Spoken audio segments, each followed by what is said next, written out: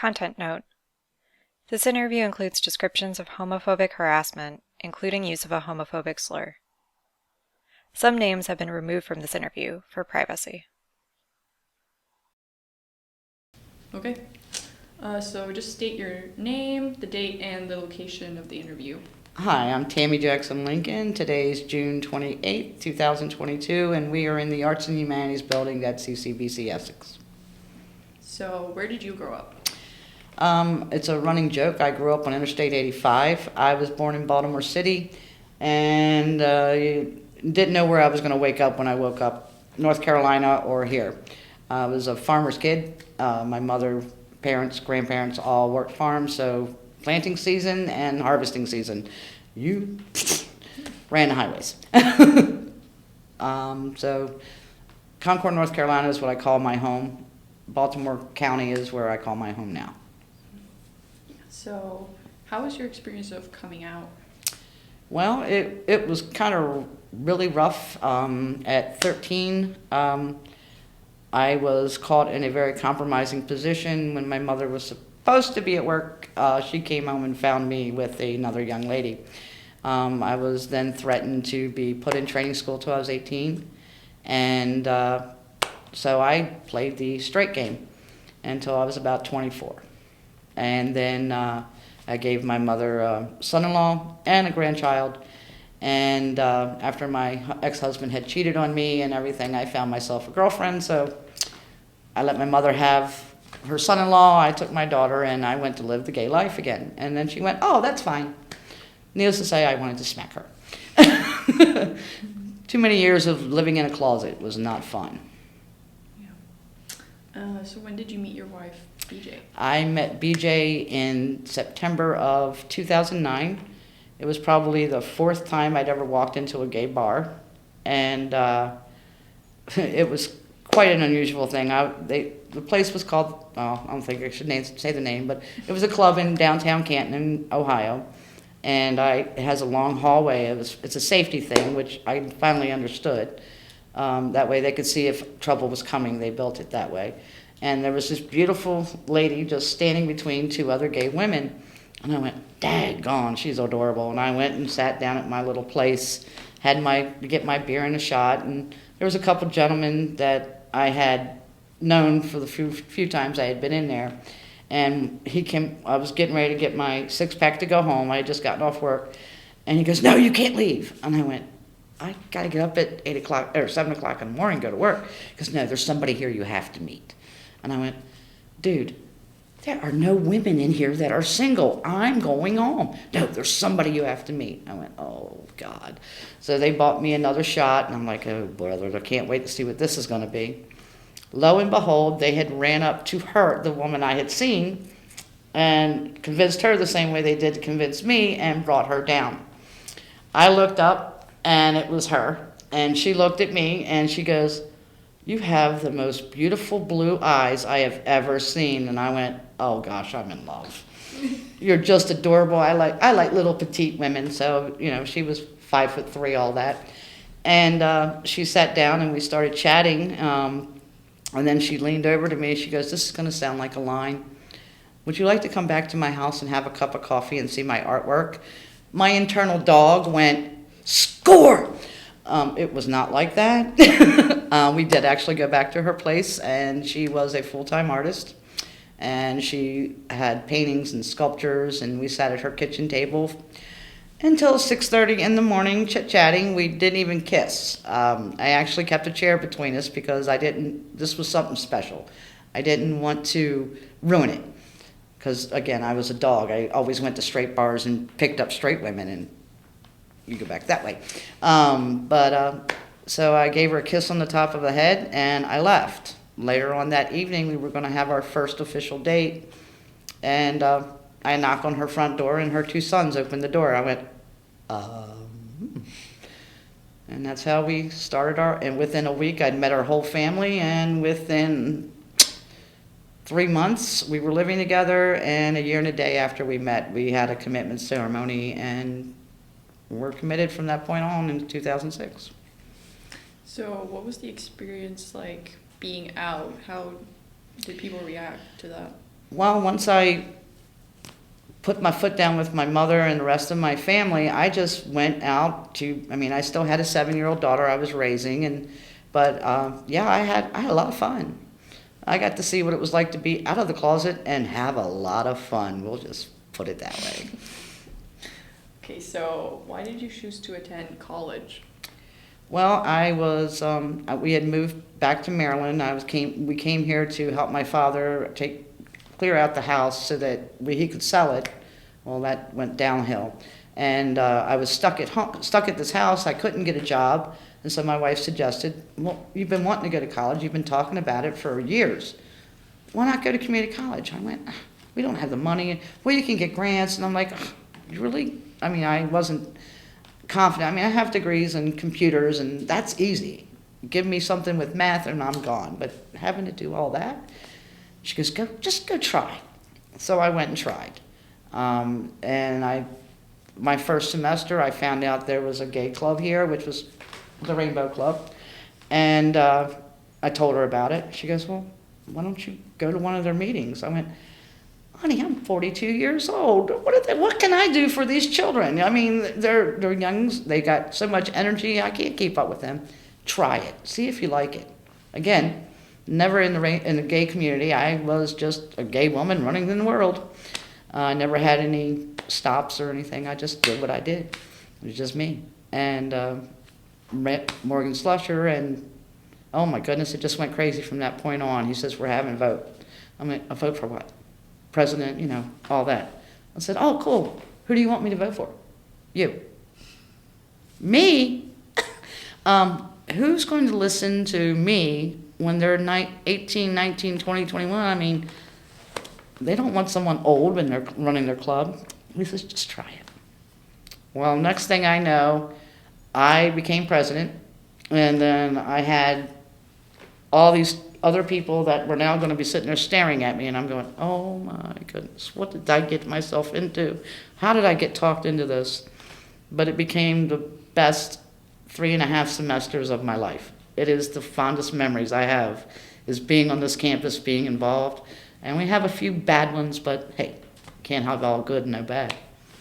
So what year was this? I started spring 2009, and spring 2010 is when I finally had to do a withdrawal. Mm-hmm. And how old were you when you attended college? 42 I started. Yeah. And so what was the experience of being a lesbian at CCBC? It was kind of weird. To be involved in, at first, I've never hidden. I've never been a hider. Okay, so someone asked me, oh, is that your husband? No, I'm gay, that's my friend. You know, I have no problem. You don't like it, I don't care. I was always a slugger, so I didn't have a problem if somebody had a problem. But being on campus, I felt like I was in an alternate universe. There was really everything I had heard about the gay community, I got to find out right here on campus. The good, the bad, the ugly, it was here. And it was 9 times more good than any bad or ugly. And it made me see the future further than I ever looked, because I never really looked at the future. I just puddled along. So what year did you get involved with the Rainbow Club? Was that right? Spring 2009, my first semester. The first semester, yeah. So what kind of work did the Rainbow Club do here on campus? At first we had a very little budget, so we really didn't have a lot that we could do, but we did participate in National Day of Silence, National Coming Out Day. And then as time progressed and we were able to get allotted more money, we were able to get involved in things with Towson University, Campus Pride, going to other campuses, we started panel discussions for Psychology 101, Sociology 101 discussions, and it would have, as a general rule, a gay man, a lesbian, a transgender, and someone who identified as queer. And then they could then describe to them how they were.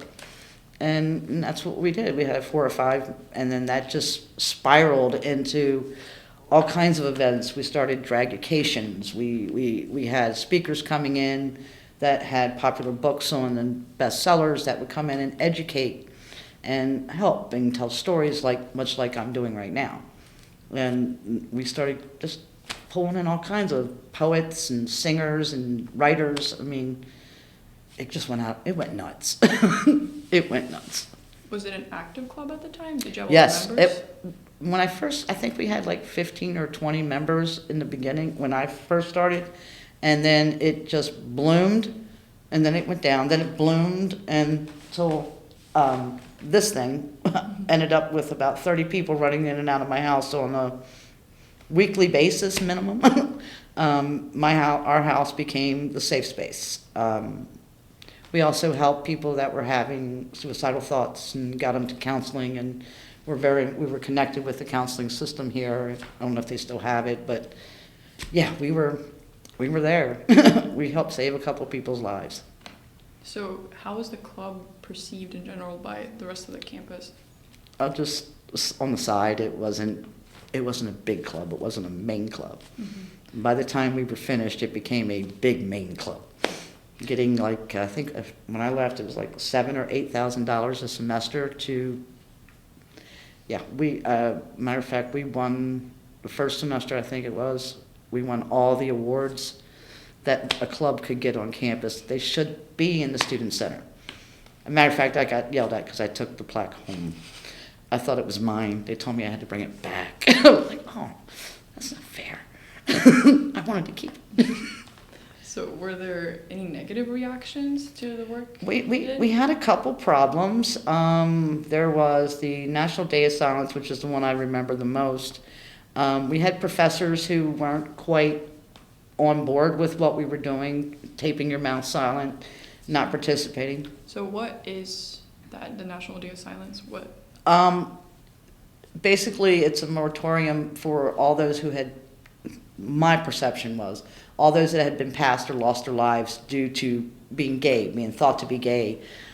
This was after the young man that was caught on offense, that was killed. I can't think of his name right now, my goodness. But he was one of the main drivers behind it. And then there was the Trevor Project, people committing suicide. We promoted that to the ends. But not all the professors and people on campus were on board with the gay community and what we were doing.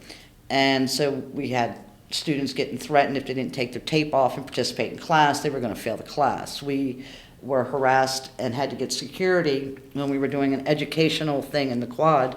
We had to get security, and some professors had to come running out of buildings because they were coming to attack us. And that was the biggest negative that I could think of that actually happened on campus, and it blew my mind. I was like, this is 2009. What in the heck is going on? Are you really coming at me? Please don't do that. And, we had students that were scared for their lives. National Coming Out Day, we only had maybe one instance where some heckler came up and started screaming and hollering at us while we were trying to do the It Gets Better campaign. We were videoing for that. Of course, that got edited out. But, yeah, we had different people in different lives talking about the National Coming Out Day. So how was the Rainbow Club involved with the It Gets Better movement? And if you just can explain that movement a little bit? The It Gets Better was to try to stop gay suicide. And just to let everyone, everyone out there that's hiding in their closet or has no choice but to be in their closet, that it does get better. You do not have to hide. There are safe places. And it will get better. Just stick it out. Don't give up too soon. So the group came up with the idea, since everybody come to my house, then that was the safe space at the time. I mean, the campus was safe, but we were more free to do whatever the heck we wanted. It turned into doing some video here from National Coming Out Day to filling it in with my house, my neighbors, kids everywhere. We had president and vice president from the Dundalk campus's Gay Alliance. They were involved, the vice president. I mean, there was a lot of people running everywhere. Only some of them wanted to be on video, so that was cool, but they were all there. They participated in the handprints and things like that.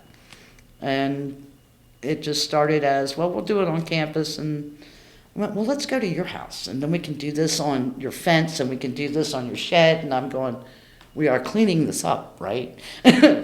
But yeah, that's how it all came. And then the end of it was somebody grabbed a can of shaving cream and started writing, "It gets better." My wife says, "Oh, I'll do that on the shed.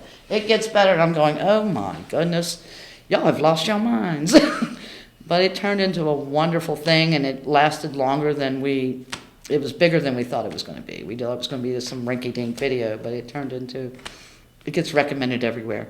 Yeah, so you talked a little bit about it, but could you talk some more about you and BJ having other students at your house, having it as a safe space?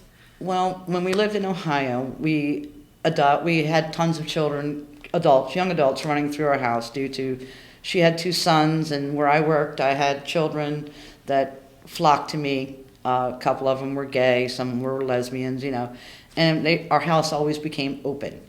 For some reason, our doors were always open, and we didn't mind. We loved it. Well, when we started going to CCBC and getting involved with the Rainbow Club, I learned by just going around that with being on campus, it was easy to get distracted from what was at hand. Somebody would go walking by a door, and everybody would go run do this and that. So I was like, hey, how about we just do it this way? I'll take a group to the house, give you all the directions. Why don't you come over? We'll have pizza, run around the front yard. And from that point on, it became a safe space. It was always open. If somebody was homeless, had no place to sleep, just call me.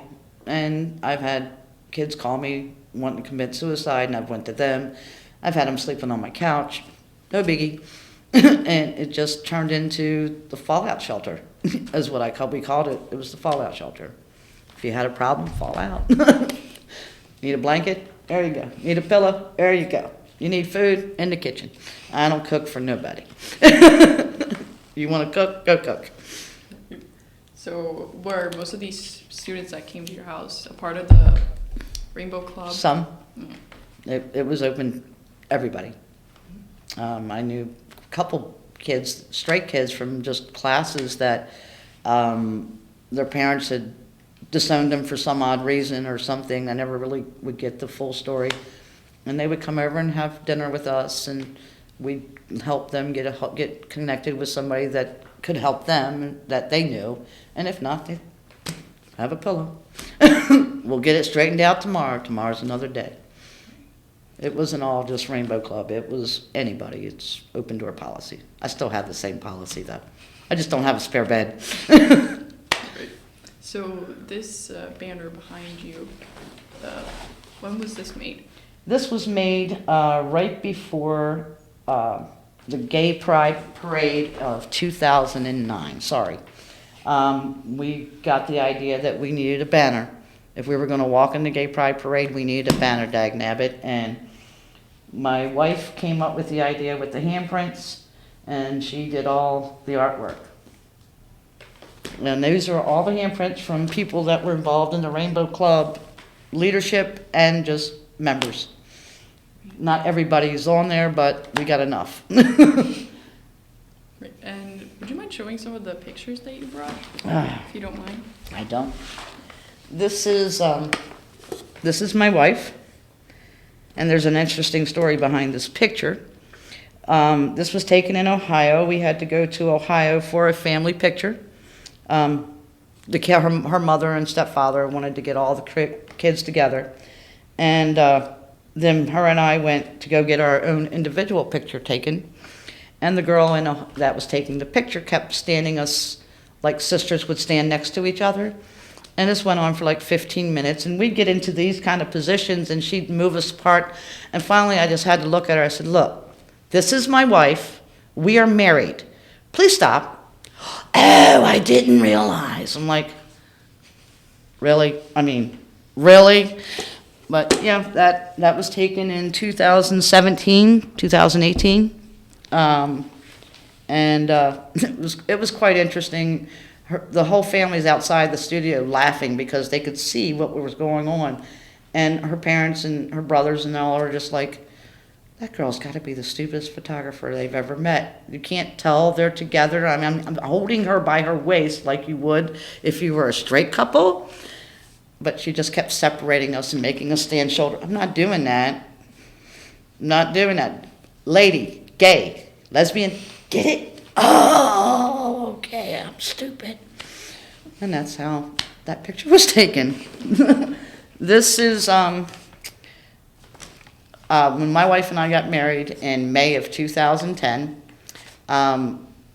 If I left it up to my wife, we would have been the first ones in line in DC. But I really didn't want to get killed to get married. So I got her to wait until May 10th, which really wasn't that long past. But this is the moment that the man says to you, by the power invested in me by the United States Congress. And at that moment, I don't know if you can tell, my wife is ready to pass out. Because she never thought in a million years, and actually I didn't either, that we would ever legally be able to get married. So, yeah. Do you remember the moment when they passed the laws? Oh, I was ecstatic. I tried to wait until Maryland was, because Maryland was behind DC. I wanted to get married in Maryland, and she wanted to get married in DC. And happy wife, happy life, baby. We went to DC.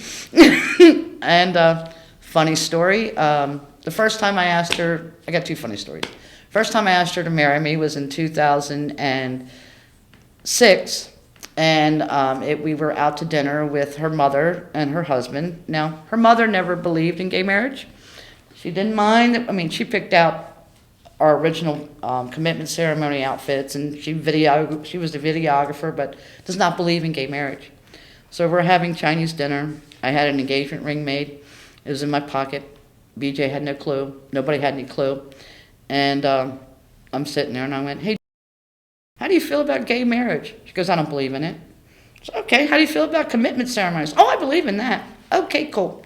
Middle of a very expensive Chinese restaurant, I get down on one knee and ask my wife to marry me. She about fell out of her chair. Her mother just sat there like this, and then, of course, she said yes, and off we went. When we went down to get our marriage license for DC, we came off the train.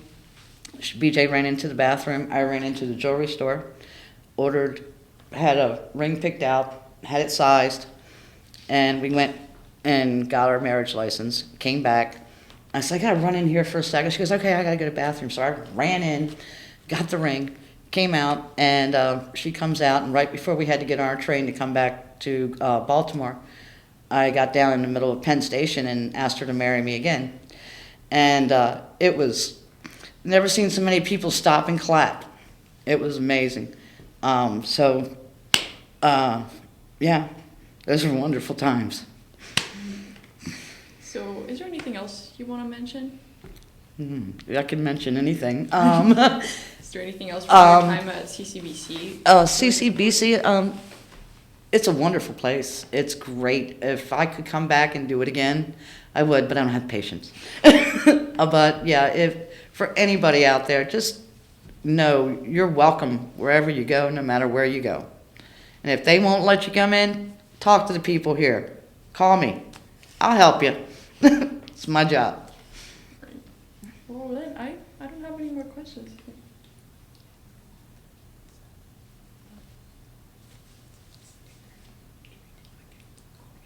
Sorry, you can say it. It's fine. We can cut I it. was gonna say, I thought that you said Papa John's. Oh, you want me to go to that? I thought it was a really, Yeah. I think it's, Okay. I think it's an important story. If you're okay with Yeah. sharing Oh, it, I'm okay with it. I just wanted to stay. Yeah. I Yeah, told her I yeah. would try to stay on task, and I was Yeah. trying not to divert No. too And much. if they don't want to add Um, it, I just think, like I said, you talked about it gets better stories and things Mhm. of that sort. I feel like your story about Papa John's shows how it gets better. You went from having to rip a sticker off the back of your truck to legally marrying your wife. Okay. It doesn't get any better than that. All right. You can clip this in. In relation to the it gets better, my example would be, I worked for Kentucky Fried Chicken in Ohio for 7 years. I was in charge of training and running and hiring, not so much hiring, but training all the employees to work at all the franchise stores. And I had been there for 7 years. I was a store floater. I go around. You failed a problem. You failed a store certification. You got to see me. And if you see me, that means I'm coming in. I'm ripping your store apart, including the management. Well, Papa John's owner had heard of me, and he had come over for lunch one day. And he goes, "Are you Tami?" And I went, "Yep, says so right there." And he says, "You're funny." And I said, "Oh, okay." He says, "Listen, I'll give you $10,000 if you come work for me as a sign-on bonus, and I will pay you $5 more an hour than what you're getting here." I went, "Hold on for 1 second. 2 weeks notice. Here you go. I'm out." So I turned in my 2 weeks notice, started working and training at Papa John's, and my first day there, now I was an out proud lesbian. I had no problem with the gay sticker on the back, human rights sticker, but again, I am in Ohio. Ohio is a fire and hire at will. They don't have to give you a reason to send you on your way, but they don't like you, you go. I was making my first pizza, and I'm throwing the pepperoni up, and all of a sudden the franchise owner comes walking in and had noticed there was a gay sticker on a blue truck out there. And "Do you want me to, I'm going to use this term, but please don't do it around gay people." He walked into the store and goes, "Whose truck is that out there?" I went, "Oh crap, duck and cover." And I kept making the pizza. I never lifted my head. I made my pizza. That night I went home and ripped off my stickers off my truck. I did not want to lose this job because I couldn't go backwards. I couldn't get that job back because they felt like I had just left them in the dirt. But I really thought this was going to be a great job. It turned out to be the worst part of my life. Of course, the rumors got around that I was gay. I was being harassed by the management on staff until I got him fired for screwing the people, women drivers, and basically I ended up losing my job for being gay. Even though I tried to fit in, it just doesn't work when you're really not straight. So it does get better because I went from having to rip my stickers off to hide myself to being able to legally marry my wife in 2010. So what more can you get? It's the best you can get. I would also like to just know if there were some differences, because you said you came out in 2000s? I came out when I was 24. Okay. I was born in 66. Okay. So did you notice differences between Ohio and Maryland in regards to the 80s, 90s, 2000s? Well, here in Maryland, Maryland just kind of goes with the flow. North Carolina, I wouldn't do half the things I did in Maryland in North Carolina. When I went to Ohio, I was there for 7 years, and I carried myself the same way. When I broke up with a girlfriend that I had met in Ohio, had met my wife, and we were walking on one of our first movie dates, which was Star Trek movie marathon. And my ex-girlfriend saw us walking hand in hand in downtown Canton, called me, asked me if I was ready to die. I said, "What, are you going to kill me?" She goes, "They're going to kill you if they see you holding hand in hand." I said, "Honey, we were walking hand in hand in Baltimore City, downtown Inner Harbor, and we didn't get killed. I'm not afraid of Canton." Canton's a little bump town compared to what we were living in. Little Italy, we sat and held hands while we ate dinner, and you're going to try to, no, I'm sorry. You go back to your closet. Thank you. So no, the differences are, I never walked a gay person's steps until, I guess I never realized the difference until I was close to 40. I didn't understand it. I never walked in the community. I never had gay friends. I was just me.